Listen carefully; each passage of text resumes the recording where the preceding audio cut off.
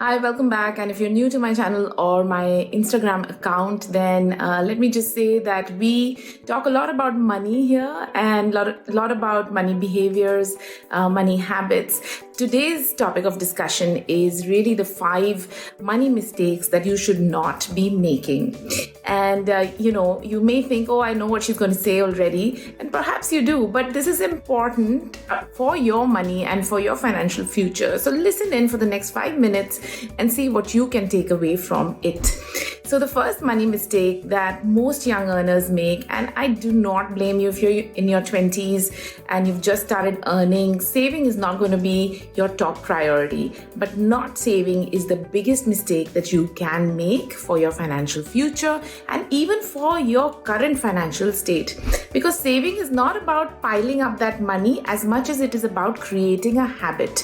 And to create habits, we know we need to start early in life. So the earlier you start saving, not only larger is the pool of accumulated savings that you have, which can help you by the time you're in your late 30s, early 40s and trying to figure out those financial responsibilities, trying to figure out your own venture maybe or an early retirement. Unless you start saving now, all those future financial needs are not going to be met properly. And it's important to create this habit, because unless you've created the habit, starting in your late 30s is going to be really tough for you. So start small. It doesn't have to be a very significant amount of your income, but start to create habit. The second mistake that people make is not budgeting. I know when we hear the word budgeting, it's just like so boring. And I think about my mom writing down every kind of transaction she used to do in the day in a diary with a pen. But that's the beginning of budgeting. Budgeting is really your money plan. Let's not use the word budget. Let's use your money plan. Do you have a money plan for the month? It's important to be more efficient with your money decisions. As soon as you start writing down your spends, your daily spends, make that Excel sheet or get an app and start inputting all the data on where you're spending, and then sort of compile it to see what are the things that you spend on. You'll find that parking tickets, coffees, subscriptions, all kinds of these random things take up a huge proportion of your income.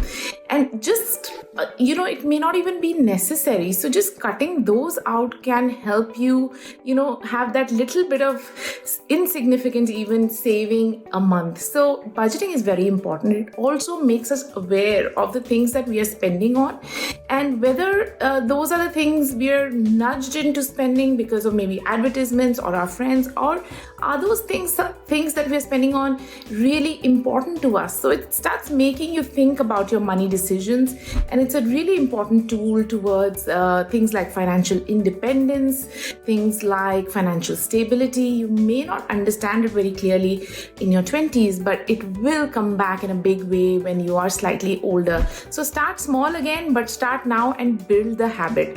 The third money mistake that people make is, being impulsive with their spends. Let's just, we find something we like, we may not have enough money in our bank accounts, or it may be really expensive or unaffordable for us, even if we have enough money in our bank accounts.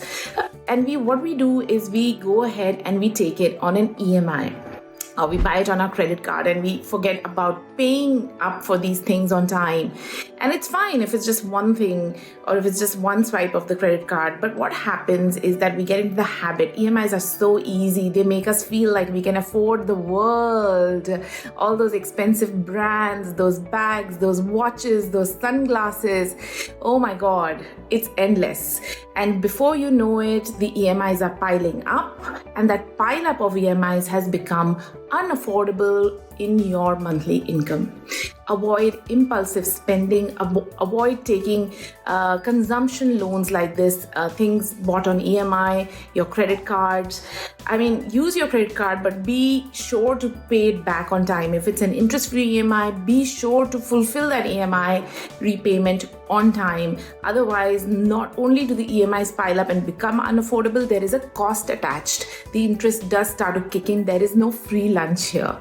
The fourth money mistake that people make is rushing into buying a home as soon as they start earning with a very high interest, expensive home loan. Large-sized home loan. This is something that's completely avoidable. Your life unfolds over, a period of time. I know there are milestones in life, and buying a house is a very emotional, very personal decision, very important choice one makes in life. However, what happens is that if you rush into it, you end up taking a very large size loan because you've just started earning, you have low savings. The house you want is like we don't think about the first house as something we are going to transition from. We think about it in terms of, would I love to live in this? So you want the best.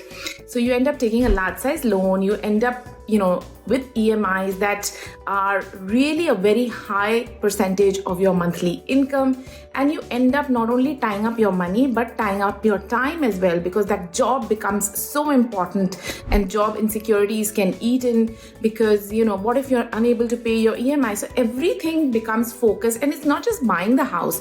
You have to furnish it, you have to kind of do it up. There are repairs which will come up in 2 years time, and soon your family will grow. You'll want a bigger house. Then how much do you sell that one for? There are so many decisions around this. Don't rush into this, especially not with a large sized loan and an expensive loan. So think through it, wait 5 years, save a lot. If you need to buy this house, in the early part of your life, then save and then reduce your EMI, reduce the size of the loan, and enjoy the house as it is meant to be, rather than being bogged down by the loan and the EMI.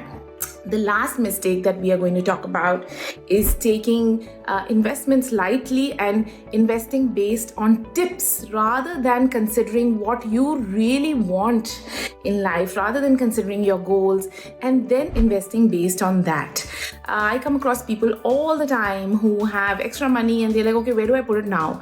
But before we go to where do I put my money now, we need to check in on what do I want to achieve with it? What are my goals really? I know that people think of investing as, wanting it to be exciting as well. You want return, right? But investing is not entertainment. It's not a game. It's not meant for excitement. It is meant to create wealth. And creating wealth doesn't necessarily need to be exciting also, right? Your job is your primary wealth creation tool.